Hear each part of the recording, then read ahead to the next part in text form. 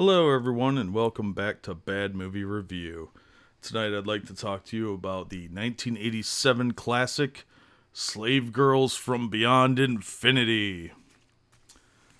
Now, this movie stars Elizabeth, Kaitan, Cindy Beal, and of course Brinke Stevens. Those are the girls. There's some other people in there, but they don't show their boobs.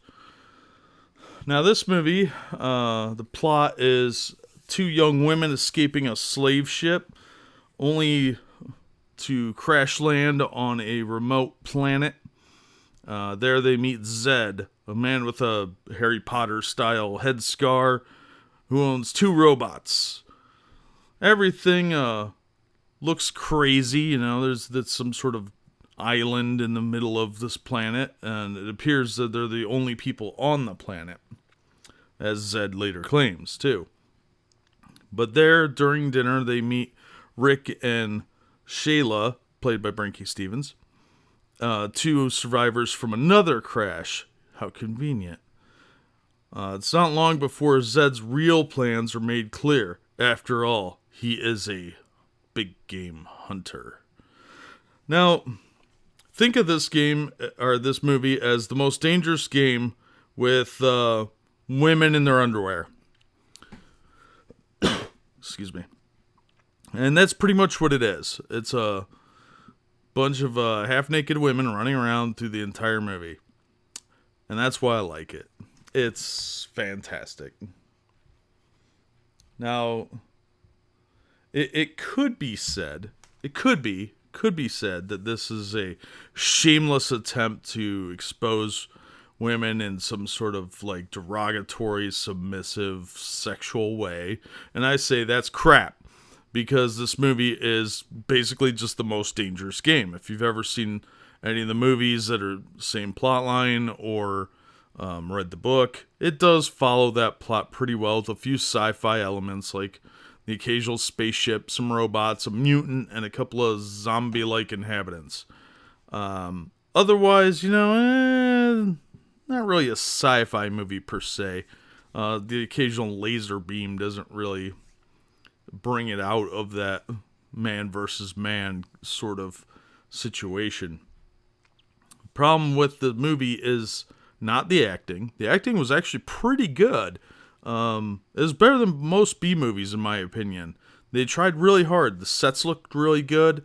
The acting was pretty decent, actually. It was somewhere between A-list and B-list movie. Not spectacular, but not bad.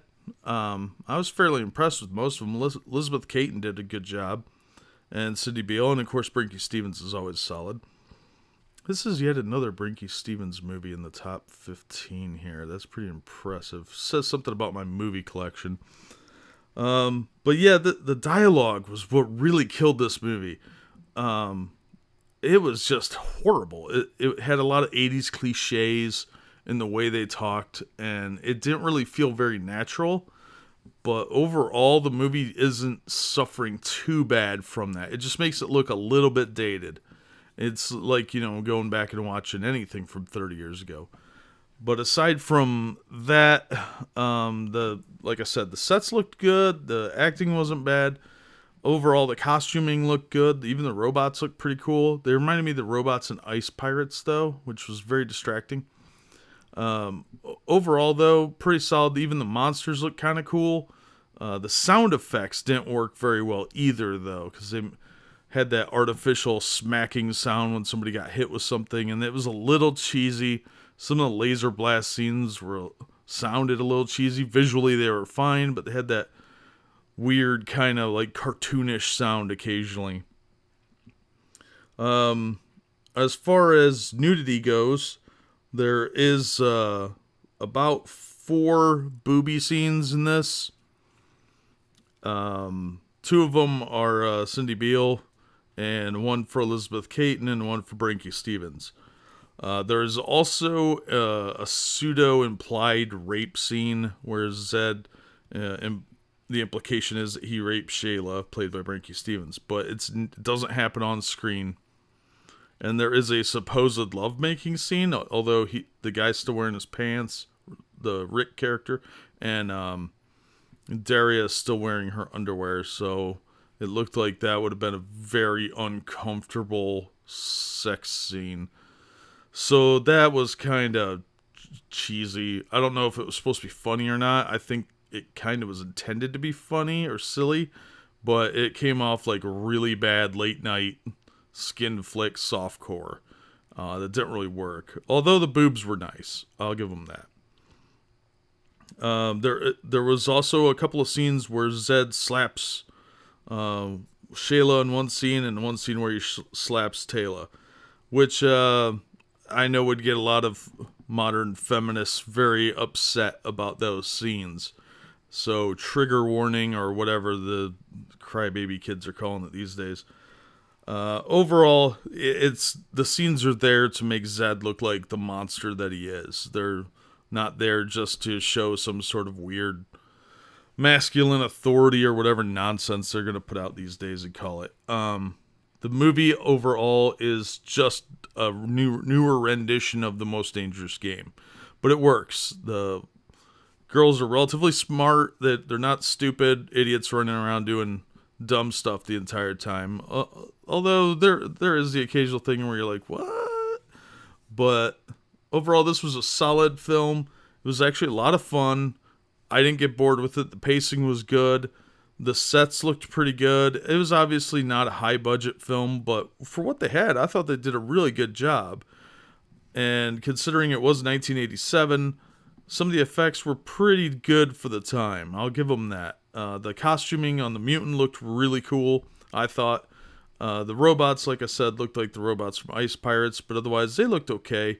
Their dialogue was a little dippy too, but the scenery was nice. The boobs were top notch, and overall, I have to say I recommend this one. This should be in every B-movie collection, especially if you're a fan of Brinke Stevens or the other two lovely ladies, because they should have had more work. This is definitely a fun film. It's not to be taken seriously. It doesn't take itself super seriously, and it made a nice addition to any B-movie collection. So if you get the opportunity to watch it, I highly recommend it, especially for the main reason, which was that it was condemned as indecent by United States North Carolina Republican Jesse Helms in 1992 on the floor of the U.S. Senate. He was trying to push through a Cable Act amendment, and it's an addition to the Cable Act of, I believe, from 1982. And he was trying to modify it so that cable companies couldn't show movies like this one without special written permission. And that got destroyed in 1996 by the Supreme Court. A federal court had said, no, you can't do this. And it made its way all the way up to the United States Supreme Court, where they struck it down as unconstitutional. So it's got a little bit of a legal footnote in that respect, too. So if you're a big fan of freedom of speech and freedom of watching whatever the hell you want, this movie had a little bit of history to it for you. So you might want to own it just to support the freedoms that you get if you're an American citizen. If you're not, I'm sorry, you probably can't watch it anyway. You probably have stupid laws against these things. So if you get a chance, check out Slave Girls from Beyond Infinity. I've got my copy on DVD. I've heard it's on Blu-ray, but I've yet to prove that. And I have seen it on streaming services, and of course it's available on VHS because it's an old movie. But I highly recommend getting the DVD. It's got some cool bonus features. It's got a trailer reel and some filmographies of the people involved. And overall, it was just a fun film. So be sure to check it out. And that'll do it for me today. And check out some of our other videos if you get a chance. You guys know the drill. So give it a thumbs up if you like what I had to say. And until next time, have fun at the movies.